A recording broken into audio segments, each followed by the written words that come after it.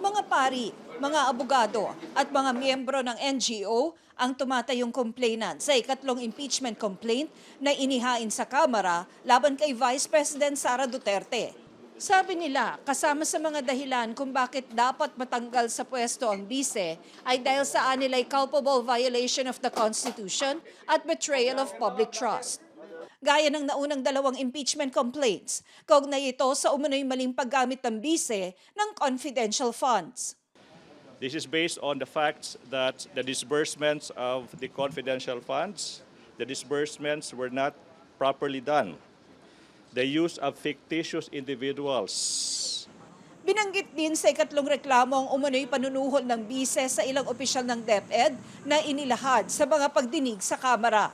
Kaugnay ito sa alegasyong nakatanggap sila ng mga sobrang naglalaman ng pera na nagmula umano kay VP Sara. Tanong ng mga complainant, kung hindi i-impeach ng Kamara si VP Sara, ano raw ang pipigil sa ibang opisyal ng pamahalaan sa paglustay sa pera ng taong bayan? Mga 7 kaming pare at ibang mga kasama naming lawyers.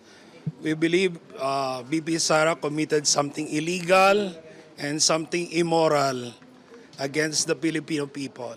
For us, thou shalt not kill, thou shalt not steal, thou shalt not bear false witness.